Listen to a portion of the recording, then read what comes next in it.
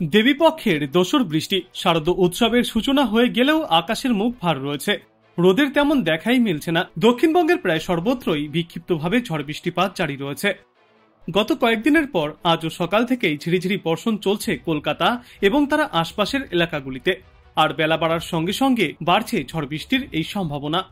তবে উত্তরবঙ্গবাসীদের জন্য রয়েছে স্বস্তির খবর। ধীরে ধীরে এবার উত্তরবঙ্গ থেকে বৃষ্টির পরিমাণ কমতে থাকবে, আর আগামী কয়েকদিনেও ভারী বৃষ্টির কোনো সম্ভাবনা নেই। এদিকে দক্ষিণবঙ্গে বৃষ্টিকে সঙ্গী করেই প্রাক পুজো মণ্ডপ দর্শন করতে হবে উৎসবপ্রেমী বাঙালিকে। উত্তর পূর্ব বঙ্গোপসাগরে দক্ষিণ বাংলাদেশ এবং সংলগ্ন মায়ানমার উপকূলে একটি ঘূর্ণাবর্ত রয়েছে। এই ঘূর্ণাবর্তটি উত্তর উত্তর পশ্চিম দিকে এগিয়ে আজ বিকালের মধ্যেই নিম্নচাপে পরিণত হতে পারে। এদিকে পূর্ব মধ্য এবং উত্তর পূর্ব বঙ্গোপসাগরে আরও একটি নিম্নচাপের সম্ভাবনা তৈরি হচ্ছে, যা আগামী 25শে সেপ্টেম্বর অর্থাৎ বৃহস্পতিবার নাগাদ শক্তিশালী রূপ নিতে পারে। পশ্চিম ও উত্তর পশ্চিম দিকে অভিমুখ হবে। আগামী শনিবারের মধ্যেই গভীর নিম্নচাপে পরিণত হতে পারে এই সিস্টেম। দক্ষিণ ওড়িশা এবং উত্তর অন্ধ্রপ্রদেশ উপকূল বরাবর এর প্রভাব থাকবে সবথেকে বেশি, যার জেরে বৃষ্টি চলবে বাংলাতেও। কলকাতা সহ সব জেলাতেই আজ থেকে বজ্রবিদ্যুৎ সহ হালকা থেকে মাঝারি বৃষ্টির সম্ভাবনা। সঙ্গে ঘন্টায় 30 থেকে 40 কিলোমিটার গতিতে ঝড়ো হাওয়াও বইতে পারে। আগামী বৃহস্পতিবার পর্যন্ত দক্ষিণবঙ্গের প্রায় সমস্ত জেলাতেই এই বৃষ্টিপাত জারি থাকবে। ভারী বৃষ্টিপাত চলতে পারে উপকূলবর্তী জেলাগুলিতেও। দক্ষিণ 24 পরগনা, পূর্ব ও পশ্চিম মেদিনীপুর জেলায় রয়েছে ভারী বৃষ্টির এই সম্ভাবনা। এছাড়াও বিক্ষিপ্তভাবে ভারী বর্ষণ চলবে বাঁকুড়া জেলাতে। এই মঙ্গল থেকে বৃহস্পতিবার পর্যন্ত বাংলাতে প্রায় একই রকম আবহাওয়া দেখা যাবে। তবে উত্তরবঙ্গের জেলাগুলিতে আপাতত ভারী বৃষ্টির সম্ভাবনা নেই বললেই চলে। স্থানীয়ভাবে দুই এক জায়গায় কখনো কখনো বজ্রবিদ্যুৎ সহ দুই এক পশলা হালকা থেকে মাঝারি বর্ষণ চলবে, কিন্তু এই মুহূর্তেই আর কোনো ভারী বৃষ্টির সম্ভাবনা নেই। আগামী বৃহস্পতিবার পর্যন্ত এমনই আবহাওয়া দেখা যাবে সর্বত্রই। কলকাতায় আজ দিনভর মেঘলা আকাশ দেখা যাবে, সঙ্গে কয়েক পশলা বৃষ্টির সম্ভাবনা। মূলত বজ্রবিদ্যুৎ সহ এই বৃষ্টির পূর্বাভাস। গতকালের পর আজ বৃষ্টির পরিমাণ আরো কিছুটা বাড়তে চলেছে কলকাতায়। আগামী বৃহস্পতিবার পর্যন্ত বজ্রবিদ্যুৎ সহ বৃষ্টির সম্ভাবনা রয়েছে শহর এবং তার পার্শ্ববর্তী এলাকাগুলিতে। বৃষ্টি হলে সাময়িক স্বস্তি মিলবে, নয়তো আর্দ্রতাজনিত অস্বস্তি বেশি থাকায় ভোগান্তির শিকার হবে সাধারণ মানুষ। কিন্তু এই মুহূর্তেই কলকাতা বা আশপাশের এলাকাগুলিতে কোথাও কোনো ভারী বৃষ্টির সম্ভাবনা নেই। আজ দিনে সর্বোচ্চ তাপমাত্রা থাকবে 33 ডিগ্রি সেলসিয়াসে এবং সর্বনিম্ন তাপমাত্রা থাকবে 27 ডিগ্রি সেলসিয়াসে। বাতাসে জলীয়বাষ্পের পরিমাণ বা আপেক্ষিক আর্দ্রতা থাকবে 70 থেকে 97%। আগামী 24 ঘন্টায় শহরের তাপমাত্রা 28 থেকে 33 ডিগ্রি সেলসিয়াসের মধ্যেই ঘোরাফেরা করবে। রাজ্যের একাধিক প্রান্তেই দিনের বিভিন্ন সময়ে বজ্রবিদ্যুৎ সহ বৃষ্টির পূর্বাভাসও জারি করা হয়েছে। দক্ষিণবঙ্গের কয়েকটি জেলাতেও রয়েছে আজ বজ্রবিদ্যুৎ সহ বৃষ্টির পূর্বাভাস।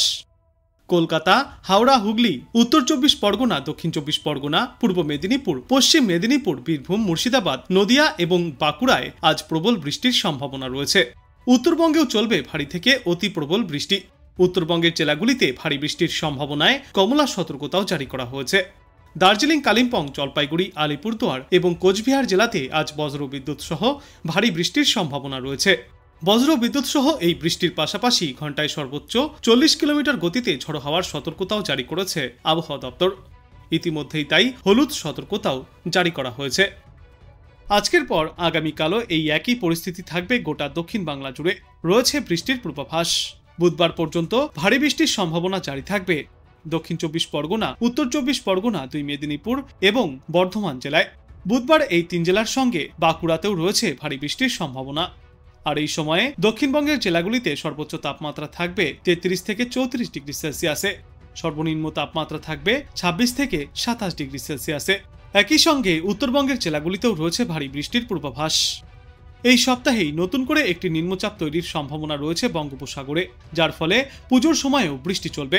আজ পার্বত্য এলাকা এবং মালদা ও 2 দিনাজপুর জেলায় বজ্রবিদ্যুৎ সহ বৃষ্টির সম্ভাবনা রয়েছে। এরপর আগামীকাল উত্তরবঙ্গের 8টি জেলাতে ভারী বৃষ্টির পূর্বাভাস। দার্জিলিং, কালিম্পং, কোচবিহার, জলপাইগুড়ি এবং আলিপুরদুয়ার জেলায় ভারী বৃষ্টির সম্ভাবনা রয়েছে।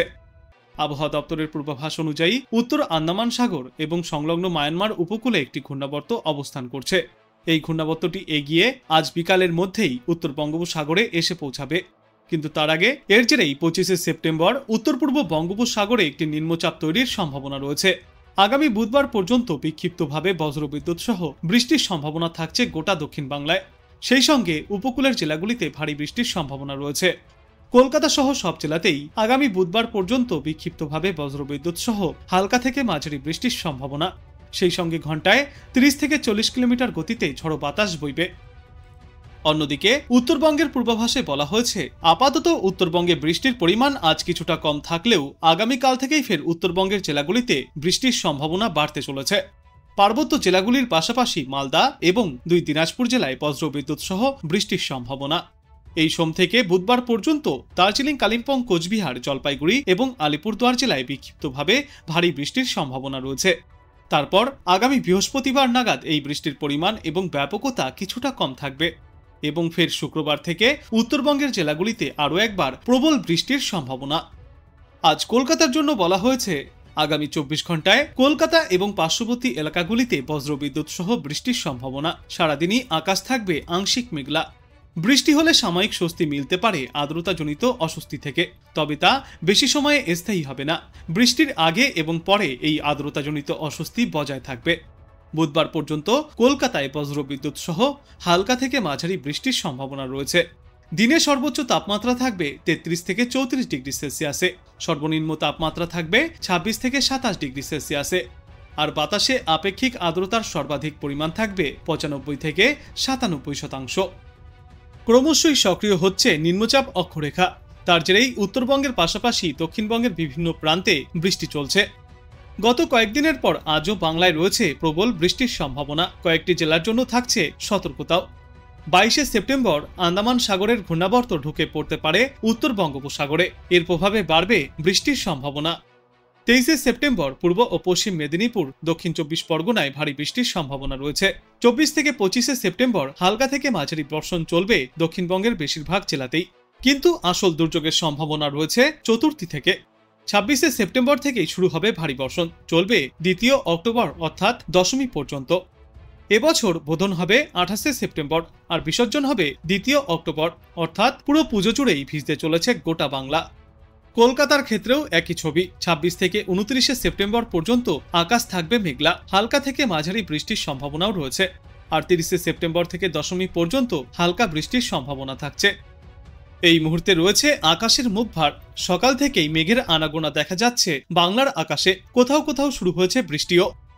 আবহাওয়া দপ্তর ইতিমধ্যে জানিয়েছে, এবারের পুজোয় বৃষ্টিমুখর আবহাওয়া থাকবে। নতুন করে নিম্নচাপ তৈরি হওয়ার সম্ভাবনাও রয়েছে।